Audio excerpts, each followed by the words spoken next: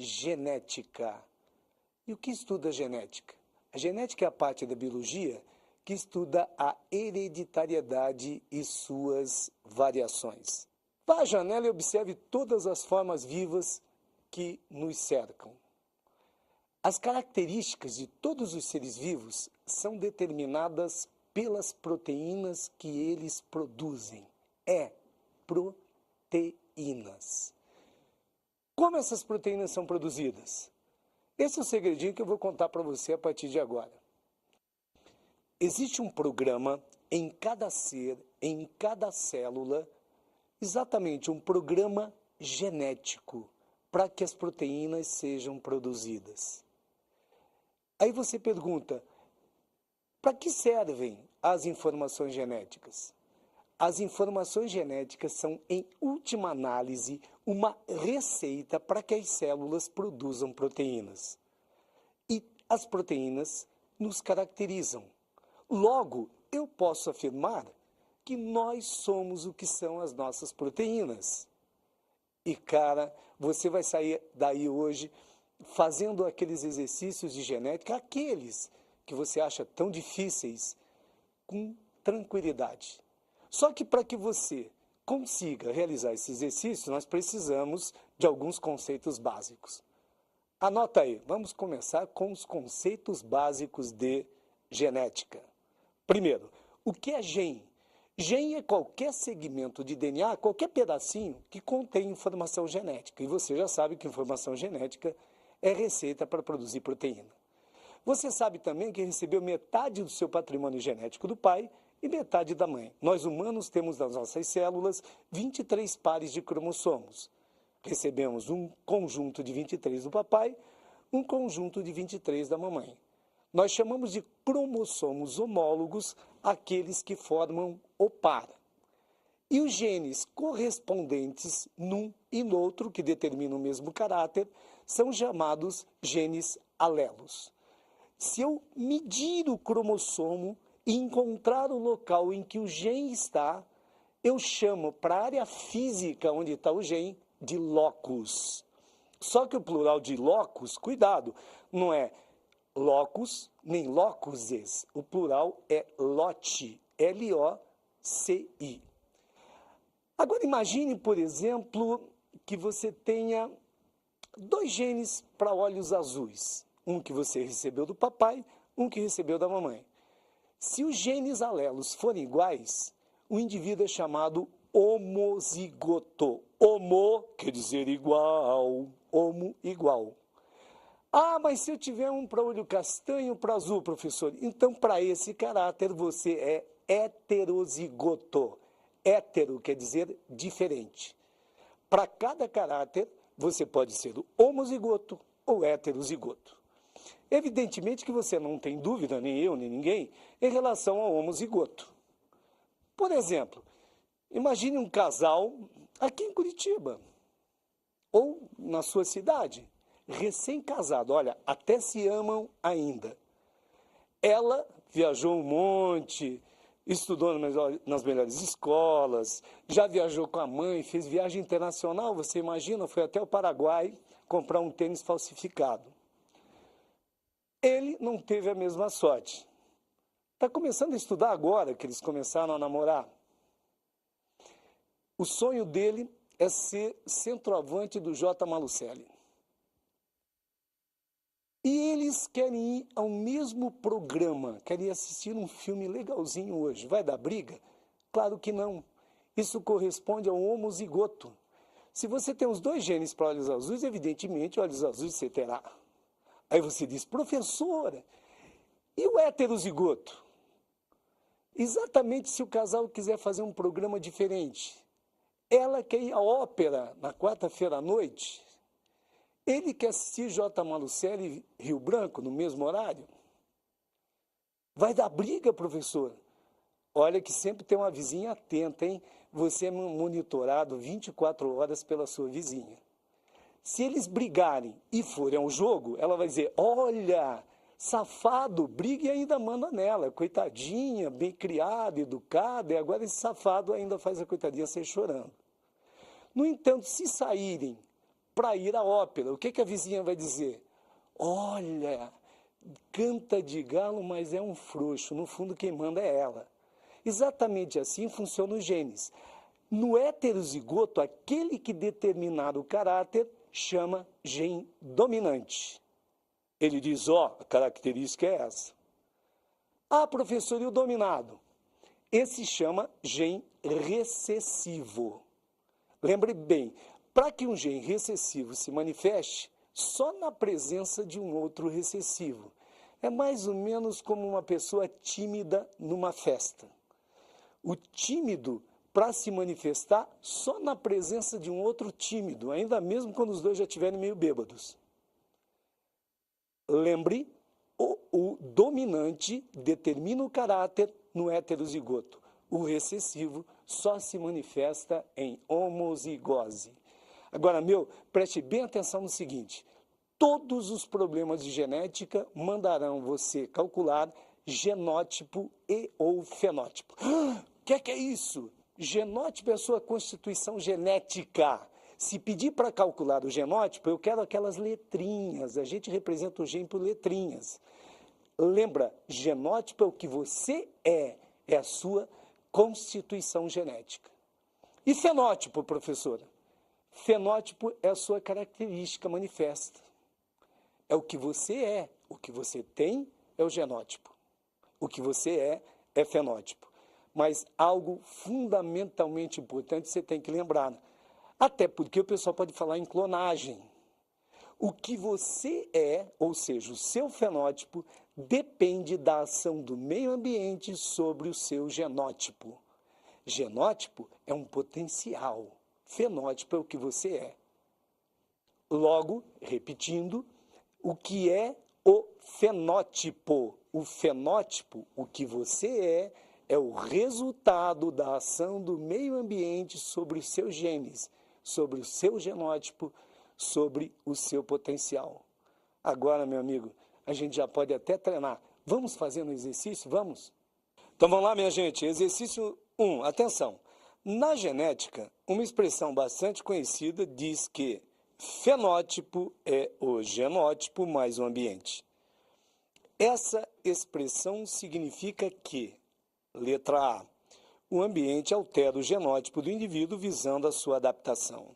Letra B, o genótipo do indivíduo é o resultado da ação do ambiente sobre seu fenótipo. C, o fenótipo do indivíduo é o resultado da expressão de seu genótipo em um dado ambiente. D, o genótipo do indivíduo pode variar como resultado da expressão de seu fenótipo em diferentes ambientes. E letra E, o fenótipo do indivíduo é invariável e resulta da expressão de seu genótipo em qualquer que seja o ambiente. Não falei para você que era fácil? Veja bem esse exercício.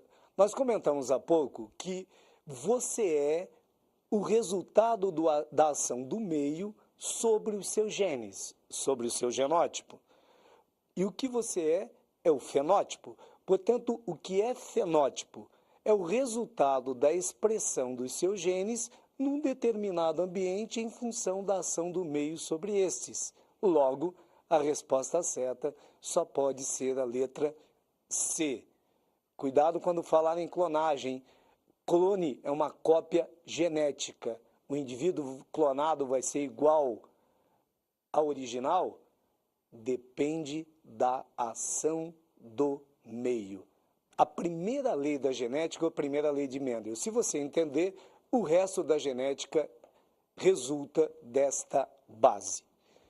O Mendel, um monge, ele trabalhou com ervilhas durante apenas 10 anos. Trabalhou 7 caracteres de ervilhas. Publicou seu trabalho na segunda metade do século XIX. Então é fundamental que você lembre, Mendel nunca ouviu falar em gene, nunca ouviu falar em DNA e sequer em meiose, coisa, meu amigo, que você sabe desde criancinha. O que o Mendel fez então? Ele ficou pensando, o que os pais passam para os filhos que determinam nos filhos todas as características? O quê? Ele queria entender como passava. Ele não sabia o que era, você sabe que são genes, que nós passamos uma parte do DNA para os nossos filhos. Ele não tinha a mínima ideia. Ele denominou então esse algo que os pais passam para os filhos para determinar nesses todas as características de fatores. Deve se dizer quantos? Mendel começou pelo número mais tranquilo de trabalhar, o número 1. Ele falou fazer um teste. Imagine que para cada caráter, o pai passe um fator e a mãe passe um fator. Logo, o caráter é determinado por quantos fatores? 2, um par. Mas sempre tem aquele monge brincalhão que ficava lá no ouvido do Mendel. Mendel, tem 2? É. E como é que vai passar um para frente se tem 2? Quem é que escolhe? E o Mendel ficou lá pensando. Ele disse, cara, então tem um segredo. Na hora de formar a gameta, não sei porquê, mas os fatores devem se separar. Aí cada gameta fica com um fator do par, refazendo os 2 após a fecundação. O Mendel fez seus cruzamentos com ervilhas para provar isso. O quê? Que cada caráter é determinado por um par de fatores. Um que vem do pai, um que vem da mãe, e na hora de formar a gameta se separam. Hoje a gente sabe que esses fatores são genes. Portanto, em linguagem moderna, o que o Mendel disse? Que cada caráter é determinado por um par de genes alelos. E durante a gametogênese, durante a meiose, você sabe que os cromossomos homólogos se separam, esses genes alelos se separam e vão puros para os gametas. Cada gameta tem, portanto, um gene do par. Mas, professor, então toda característica é determinada por um par de genes? Nem todas. Algumas até são. Aquelas que o forem, a gente fala que é uma característica mendeliana. Resumindo, para Mendel, cada caráter é determinado por quantos genes? 2, um par. Cada gameta tem quantos genes? 1 do par. Durante a fecundação, eles se juntam, refazendo o par. Vou contar um segredinho agora, como é que a gente faz exercício. Atenção aos passos. Aí você revê toda a primeira lei e já sai aplicando hoje mesmo. Primeiro passo, determine a relação entre os genes. Quem é dominante, quem é recessivo. Normalmente o texto diz. Professor, já sei. E agora? Segundo passo, represente o gene. Sabe qual é a convenção? Use a primeira letra do caráter recessivo, minúscula para ele e minúscula para o dominante. Por exemplo, cor da semente ervilha. O gene que determina a cor amarela domina o gene que determina a cor verde. Então você vai usar V minúsculo para o verde, V maiúsculo para o amarelo. Em genética a gente não fala maiúsculo e minúsculo, vai ficar assim, ó, Vzinho, Vzão. Professor, já representei, Vzinho, Vzão. E agora, terceiro passo, monte o genótipo dos envolvidos. Cada um deles vai ter um par. Então, você vai ao quarto passo, que é decisivo. Aplique a primeira lei de Mendel. Isto é, separe os genes e forme os gametas. A geração chamada parental, aquela que a gente pega para pesquisa, Mendel cruzou ervilhas puras, amarelas e verdes, que tinham 2 genes para amarelo, 2 para verdes. Para achar a primeira geração de filhos dita F1 é fácil. Lembra assim, ó, pai tem 2, só passa 1, mãe tem 2, só passa 1, filho tem 2, um do pai e um da mãe. Então, se tinha Vzão, Vzão, passou um Vzão. Vzinho, Vzinho, passou um Vzinho. Toda F1 é Vzão, Vzinho. Como o amarelo é dominante, toda geração F1 era amarela. Para calcular F2, o que é que você faz? Cruza Vzão, Vzinho com Vzão, Vzinho. A F1 com a própria F1. Próximo passo. Como é que eu faço cruzamento mesmo, professora? Você já tem os gametas. Separa os alelos, consegue os gametas. Coloque os gametas de um na horizontal, como você vai observar na tela, e os do outro na vertical. Junte. e depois analise os resultados conforme o enunciado exija. Por exemplo, Vzão Vzinho com Vzão Vzinho. Você separa, cada um faz 2 gametas. 50% Vzão, 50% Vzinho. O resultado você tem na tela. Qual é? Vzão Vzão, Vzão Vzinho, Vzão Vzinho, Vzinho Vzinho. Aí como é que eu acho o resultado? Genótipo. Vzão Vzão, uma vez. Vzão Vzinho, 2 vezes. Vzinho Vzinho, uma vez. Aí como é que eu acho a probabilidade? Probabilidade é o que você quer sobre o total. Qual o total de quadrinhos? 4. Qual é a probabilidade de nascer Vzão Vzão? 1 sobre 4. Aí Vzão Vzinho, 1/2. São 2 em 4. Vzinho Vzinho, 1/4. Professor, e o fenótipo? É a característica que aparece, ou amarelo ou verde. Vzão Vzão amarelo, Vzão Vzinho amarelo, 3 em 4, 3/4. E Vzinho, verde. Qual é a probabilidade de nascer verde? 1/4. Esta é a conclusão da primeira lei de Mendel. A proporção fenotípica esperada na F2 para a primeira lei de Mendel é de 3/1. 3 dominantes para 1 recessivo. Agora você já tem todo o resultado da primeira lei de Mendel. Ai, professor, e se eu quiser transformar em proporção em percentual? Divido a fração e multiplico por 100. 1 dividido por 4, 0,25, vezes 100, 25%. Segredinho da primeira lei, então, todo o caráter mendeliano é produzido por um par de genes que separa durante a gametogênese. Pai tem 2, só passa 1. Mãe tem 2, só passa 1. Filho tem 2, um do pai e um da mãe. Vamos ver exercício agora? Um exercíciozinho para ficar tranquilo. Aí, mais um exercíciozinho para colocar você em dia, colocar em prática tudo aquilo que você aprendeu hoje. No homem, a acondroplasia é uma anomalia determinada por um gene autossômico dominante. Qual é a probabilidade de um casal de acondroplásicos que já tem uma menina normal vir a ter um menino acondroplásico? Letra A, 1, B, 3/4, C, 3/8, D, 1/4 e 1/8. Vamos resolver então, gente? Primeiro, o que é autossomo? Você viu que apareceu ali característica autossômica. Autossomo é qualquer cromossomo que não seja sexual. Nós temos, humanos, 23 pares de cromossomos, dos quais 22 são autossômicos, comuns a homens e mulheres, e um par é sexual. Logo, característica autossômica é aquela cujo gene aparece em qualquer cromossomo que não seja sexual. Outro dado interessante, muita gente acha que toda anomalia é recessiva. Cada caso é um caso particular. Existem anomalias recessivas, existem anomalias dominantes. Mas, professor, não disse ali qual é o dominante, qual é o recessivo, como é que eu vou achar? Macetinho, agora você acha tranquilo. Lembre sempre disso. Pais iguais, filho diferente, o que tiver no filho é recessivo. Repetindo aí, pais iguais, filho diferente, o que tiver no filho é recessivo. Lembra que os pais têm anomalia e já tem uma criança normal.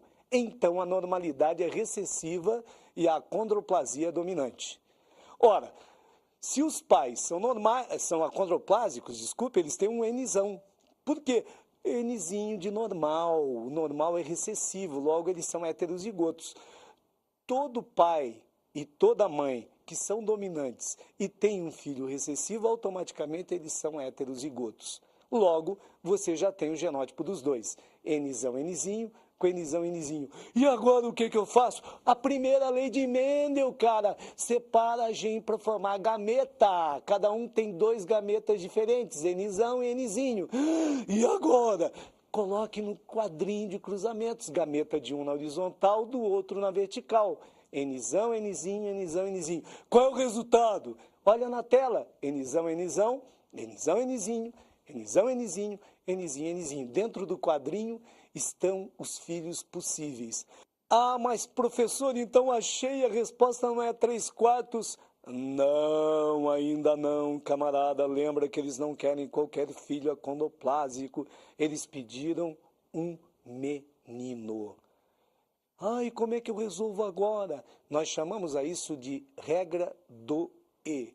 Sempre que você tiver que calcular duas características ou mais simultaneamente, uma coisa e outra, os matemáticos não gostam, mas a gente chama de regra do E, multiplique todas as probabilidades que você encontra isoladamente.